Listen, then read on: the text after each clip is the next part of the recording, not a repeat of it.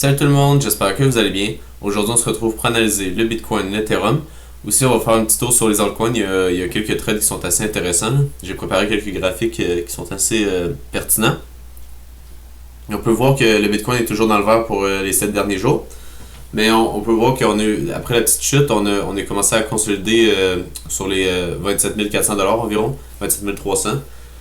Sur Ethereum, on peut voir qu'on est un petit peu moins fort que Bitcoin. On peut voir que le graphique commence à baisser tandis que le Bitcoin stabilise. Donc ça, c'est un mauvais signe pour les altcoins en général. Parce que quand l'Ethereum surperforme le Bitcoin, ben souvent, les plus petites cryptos vont aussi surperformer le Bitcoin. Donc là, c'est pas le cas. On peut voir qu'on a quelques altcoins, par exemple comme Solana, qui ont fait une belle performance. Là. Mais la plupart sont dans le range que Bitcoin a fait. Donc ouais, le Bitcoin est à 3%. Si on va sur Twitter, je vous avais présenté ce trade-là que je voulais prendre, qu'on venait encore chercher une autre fois les liquidités. On était aussi sur une zone de demande en 4 heures. Donc ouais, je voulais qu'on vienne chercher les liquidités.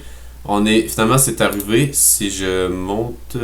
Voilà. Donc là, quand on est venu chercher les liquidités, que j'ai vu qu'on avait un petit rebond, je suis rentré en long. Je targetais cet order block qu'on a juste là. Mais là, qu'est-ce qui est arrivé?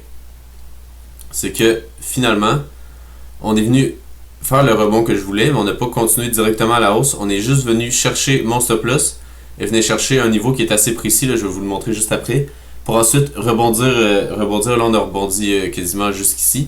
Donc c'est un peu plate, là, mais bon, j'imagine que ça arrive. Puis là, j'ai même dit, ça fait quand même 3 trades d'affilée que ça m'arrive, là, que je me fais sortir vraiment sur la mèche.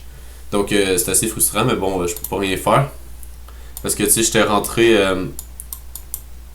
en long, juste vite fait, j'étais rentré ici, j'avais mon stop loss en dessous de la mèche, juste là, donc je m'étais fait stop loss. Ici, la même chose, j'avais mon stop loss en haut de cette mèche-là, je me suis fait stop loss quasiment parfaitement. Donc là, c'est comme la 3e fois que ça m'arrive, là, fait que c'est un petit peu plate. Fait que là, c'est ça, je me demande s'il faudrait que peut-être que mes stop loss soient un petit peu plus larges, comme par exemple si je viens de rechercher mon stop loss en dessous de cette mèche-là, mais là, ça me ferait juste 1.44 heures, fait que j'aime pas trop ça. Fait que à voir.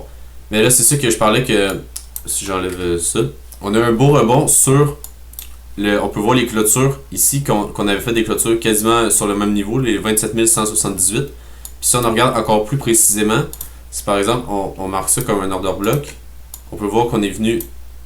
Oups. Si je prends la mèche, on est venu le chercher vraiment à quelques dollars près. Si je prends juste une ligne, on peut voir qu'on est vraiment venu chercher à quelques dollars près l'order block qui nous avait fait. Donc on avait une petite baisse pour ensuite vraiment exploser à la hausse.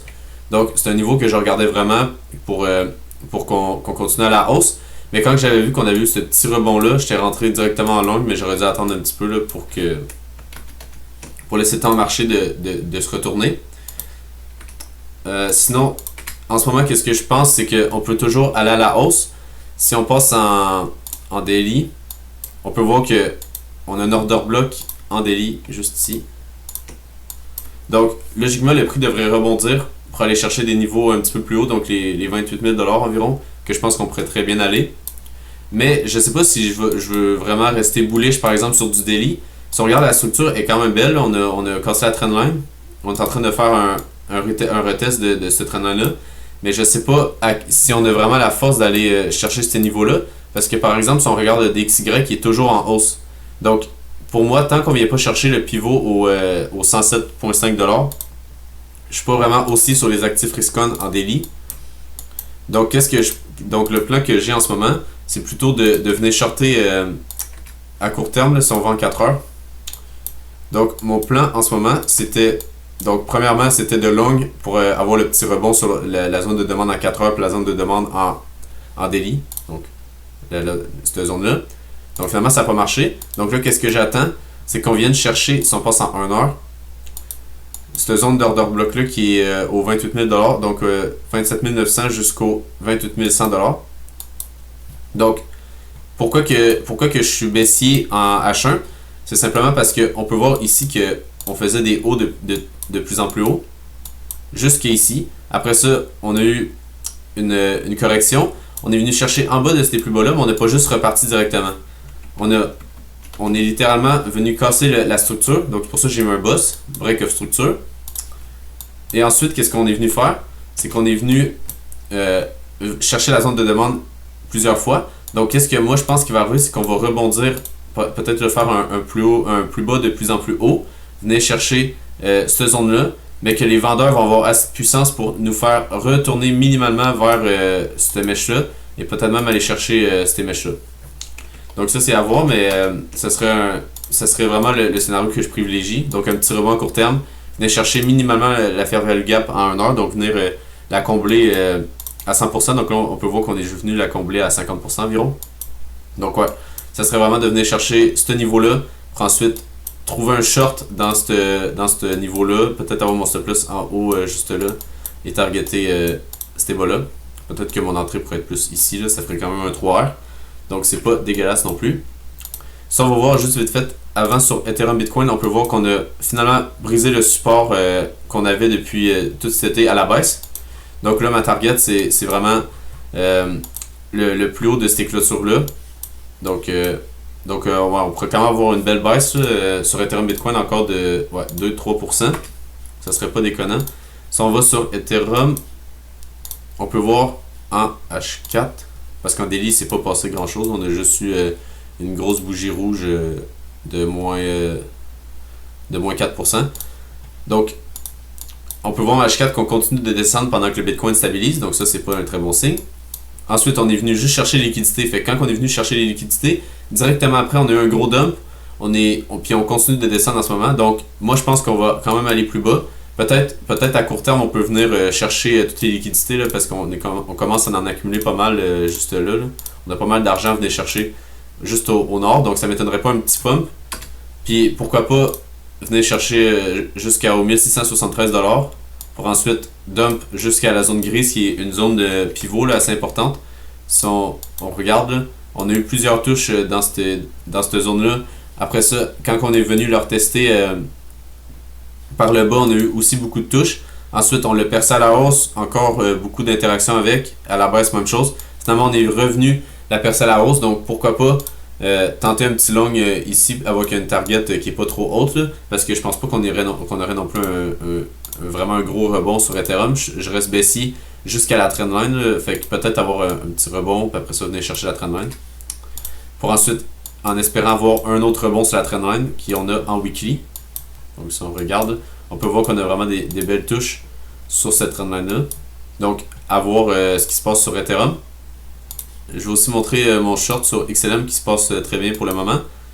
On est encore sur cette zone de support-là. Je vous avais dit que si on cassait sur Bitcoin les 28 000$, là, donc si par exemple on aurait une clôture daily en haut de ici là, vers les 28 200-300$, j'allais sûrement clôturer mon trade sur XLM parce que ça veut dire qu'on avait un changement de structure. Parce que le Bitcoin ferait maintenant des hauts de plus en plus hauts. Mais là, c'est pas ça qui est arrivé. Donc, je garde mon short sur XLM. On peut voir qu'on a des mèches pour venir chercher les shorters qui sont trop agressifs. Là. Donc ça, j'aime ça. Parce que ça montre qu'on n'a pas vraiment d'acheteurs. C'est plutôt juste des petits short squeeze qui viennent chercher la liquidité pour ensuite, peut-être, en tout cas j'espère, partir à la baisse. Donc, ouais, ça c'est à surveiller. Mais pour le moment, ça semble assez baissé sur XLM. J'ai aussi encore mon trade sur Engine à la hausse. Pour le moment, on est environ à break-even. Mais bon, c'est pas très bon signe en ce moment parce que je pensais vraiment qu'on allait avoir une continuation sur cette chandelle-là. Là. Donc le 1er octobre. On l'a pas vraiment eu. On s'est direct mangé une baisse. Mais qu'est-ce que j'aime par exemple, c'est qu'on n'est pas venu chercher ces plus hauts-là. Donc techniquement, il y a encore de l'argent à aller chercher au nord. Ouais, c'est ça au nord. Donc, à voir si on vient minimalement chercher cette target-là.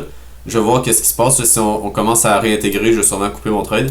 Mais si on continue à la hausse, par exemple, qu'on vient chercher les liquidités, qu'on pull back un peu, mais qu'après ça on part direct, ben là je vais garder mon trade. Donc ça c'est tout pour Engine. Il y a aussi Bitcoin Cash qui est assez intéressant. On peut voir qu'il est venu chercher ses liquidités et on avait une zone de fair value gap aussi en 4 heures. Donc on est venu parfaitement chercher les liquidités. Maintenant à voir si on peut avoir un rebond qui est plus conséquent. Là. Minimalement venez chercher, je vous dirais, cette fair value gap là. Si on passe en 1 heure, peut-être qu'on a des meilleurs targets. Ouais, je vous dirais minimalement cette zone-là à venir chercher comme target haussière. Si on tire un Fibo, si par exemple on dit qu'on a atteint le bottom, voilà, il n'est pas parfait, là, Mais ouais, cette zone-là, je dirais que ce serait pas mal une belle zone pour soit shorter ou target à la hausse. Donc, par exemple, soit venez target cette zone-là avec le stop loss en dessous. Ou par exemple, quand on arrive dans cette zone-là, ben là, venez shorter avec un stop loss puis des targets pas mal plus basses. Je pense que si jamais on se rend, si j'enlève ça, là, je vais juste être plus clair. Si jamais on a un rebond, puis qu'on vient chercher cette zone-là, puis qu'on a un beau M, je pense qu'on pourrait minimalement targeter avec par exemple un stop loss là, minimalement targeter le plus bas de cette hausse-là, donc ce point-là. Parce que souvent, qu'est-ce qui arrive, c'est qu'on chute, puis après ça, on a un rebond. Donc, ouais, cette zone-là serait assez intéressante pour target à la baisse, si jamais on a un rebond. Ça reste que, si on dézoome là, sur Bitcoin Cash, ça reste qu'on est toujours aussi en daily. Donc, ce trade-là, genre, faudrait vraiment faire attention si on target, par exemple, on rentre en short, parce que ça veut dire qu'on est contre le marché.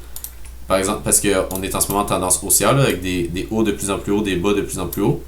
Donc, faut pas oublier ça, mais on pourrait très bien, par exemple, juste venir chercher ce niveau-là, après ça, partir à la baisse, puis faire toujours des hauts de plus en plus hauts. Donc, on peut voir, là, ça serait des hauts de plus en plus hauts, puis techniquement, on pourrait toujours continuer à aller à la hausse. Sinon, ah oui, aussi, le Total 3, il était assez intéressant, je pense, en 4 heures. Je sais pas si on a brisé le support. Ouais, c'est pas incroyable. Parce qu'on peut voir que, ouais, c'est ça. Regardez ce niveau-là, on peut même partir de cette mèche juste ici, puis on peut l'étaler jusque là. On peut voir que c'est une zone qui est assez intéressante, puis qu'on a rebondi beaucoup de fois, là. Donc ici, on a rebondi. Après ça, une fois, deux fois. Après ça, on a passé au-dessus. On a eu un petit rebond, mais finalement, on est passé en dessous. Après ça, même chose ici à la baisse. On est revenu le tester par le bas, puis après ça, on s'est fait rejeter. Là, encore une fois, ici, on s'est fait rejeter. Après ça, on est passé au-dessus, pullback. On a eu un beau pump. On n'est pas venu chercher les liquidités qu'il y a juste ici. Donc, à voir si on n'est pas en train de consolider dans ce niveau-là pour ensuite repartir à la hausse. Ça pourrait être une option. Mais pour le moment, on peut voir qu'on est assez baissier, là. On fait pas de structure haussière en H4. Il faudrait au moins venir chercher les plus hauts qu'on a là pour vraiment avoir une validation qu'on pourrait venir chercher l'argent qui est plus au nord. Ensuite, il y a quelques altcoins qui sont assez intéressants. On peut voir le Chiliz. J'aimerais bien qu'on revienne dans cette zone-là pour pouvoir shorter. Donc, par exemple, avec un stop loss en haut des plus hauts. Parce que je pense que là, on a vraiment, brisé la structure haussière. Donc, ici, on peut mettre un boss. Oups. Donc, à mon avis, vu qu'on a brisé la structure baissière, on pourrait très bien faire un pullback pour ensuite repartir aller faire des plus bas. Et venir minimalement targeter cette zone-là qui a beaucoup d'argent à venir chercher. Puis même les plus bas qu'on avait, on se met en daily, là, on peut voir qu'on avait un petit pump, mais on n'a pas venu chercher l'argent qui était sur le bottom. Donc on pourrait très bien revenir chercher encore une fois cet argent-là. Donc par exemple, avoir un petit pump, après ça, boum, venir chercher en daily toute la liquidité qui est plus au sud. Puis on peut quand même voir qu'on avait une continuation de tendance juste ici, qu'on est juste venu chercher les liquidités qui étaient plus au nord. Donc, ça reste à surveiller, mais je pense que ce trade-là pourrait être très beau. Ensuite, sur Solana, on peut voir qu'on avait une belle performance dans les derniers jours. Je pense que c'est un des altcoins qui a mieux performé. J'attends toujours qu'on vienne chercher ces liquidités-là, mais je pense que je vais rentrer en long si jamais on les a, pour simplement venir target les equal high qu'on a là, avec un stop loss en dessous de la mèche. Donc, c'est pas mal les seuls altcoins qui sont intéressants en ce moment. Si on passe sur l'order flow, on peut voir, c'est ça que je parlais là, on pourrait très bien avoir un petit pump pour venir short squeeze les gens qui sont rentrés juste ici. On peut voir qu'on a commencé à le faire, mais si je regarde les liquidations, on n'a pas eu énormément de liquidations, fait qu'on pourrait très bien avoir un autre petit pic de liquidation. Ça m'étonnerait pas du tout. Donc c'est pas mal tout pour Bitcoin, là, on n'a pas beaucoup d'open interest qui rentrent en ce moment. Donc à voir. Ensuite, sur Ethereum, comme que je disais, ça reste toujours baissier. Et là, on peut voir qu'il y a beaucoup de longs qui sont en train de rentrer en ce moment. Donc ça, c'est pas un bon signe. Parce que ça veut dire que le marché va surtout aller à la baisse pour venir liquider les longs. Donc, on peut voir aussi que le CBD est vraiment baissier. Donc, aussi, les liquidations n'ont pas grand-chose. Mais vraiment, c'est assez baissier sur Ethereum. Donc, j'y toucherai pas vraiment en ce moment. À part si on a un rebond.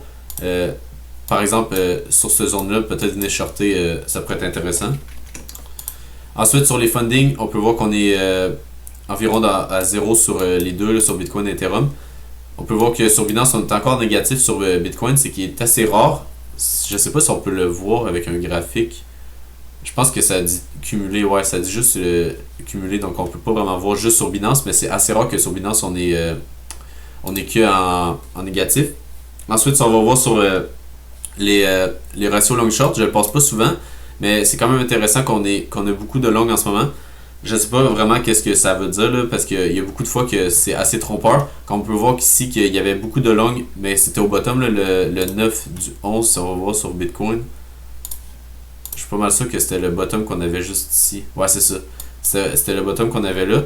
Donc je sais pas qu'est-ce que. Genre, comment interpréter cette date-là encore, mais je le regarde de temps en temps, voir si jamais il y a des trucs qui sont intéressants. Mais qu'est-ce que je regarde souvent, c'est juste la tendance. Par exemple, s'il y a beaucoup de longs qui rentrent, on peut surtout penser que le marché va aller à la baisse pour aller liquider les longs. Mais comme là, on peut voir qu'il y a beaucoup de longs qui rentrent depuis les derniers jours. Donc à voir si on va continuer de baisser pour aller liquider de plus en plus de longs. Si on passe sur l'order book, on peut voir qu'il y a un gros mur acheteur au 27 000 $. Donc qu'est-ce qui serait pas déconnant, ce serait, si je passe sur Bitcoin en 1 heure, on a un gros mur acheteur dans ce niveau-là. Si on se met par exemple en vert, on peut dire que c'est un mur acheteur. Qu'est-ce qui serait pas déconnant, ça serait de continuer à la baisse. Par exemple, là on a eu notre rebond, puis par exemple si ça serait notre top ou même aller plus haut, là, c'est pas tant important, de venir chercher l'argent qui est plus au sud pour peut-être avoir un autre rebond à cause de la chance spot qu'on a là. Mais c'est sûr que si la chance spot disparaît, que par exemple ils enlèvent leurs ordres d'achat, ben là on pourrait très bien partir à la baisse, aller chercher des niveaux qui sont quand même pas mal plus bas. Mais on peut voir que depuis la hausse qu'on a depuis le 26 septembre, donc vers ce bottom même 25 septembre, on peut voir qu'il y a toujours des ordres d'achat en dessous du prix pour supporter le prix à la hausse. Donc ça, c'est un bon signe parce qu'à chaque baisse, on voit des ordres d'achat qui se mettent. Même là, on a une baisse, on a des ordres d'achat. Donc, est-ce que ça veut dire qu'on ne viendra pas dans ce niveau-là et qu'on va direct aller à la hausse? Parce qu'on peut voir qu'ici, on n'était pas venu vraiment chercher les ordres d'achat, à part ici, puis on était venu peut-être les chercher juste ici. Donc, à voir qu'est-ce qui se passe dans les prochaines heures, prochaines journées. Mais vraiment, comme que je vous dis, petit rebond à court terme pour après ça aller chercher les 20, en bas des 27 000 $, ça serait pas déconnant du tout. Donc si tu as aimé la vidéo, n'hésite pas à t'abonner. Vous pouvez aussi aller vous abonner sur Twitter, je fais comme des posts assez régulièrement. Sinon, je vous souhaite une bonne journée, puis on se revoit à la prochaine. Bye!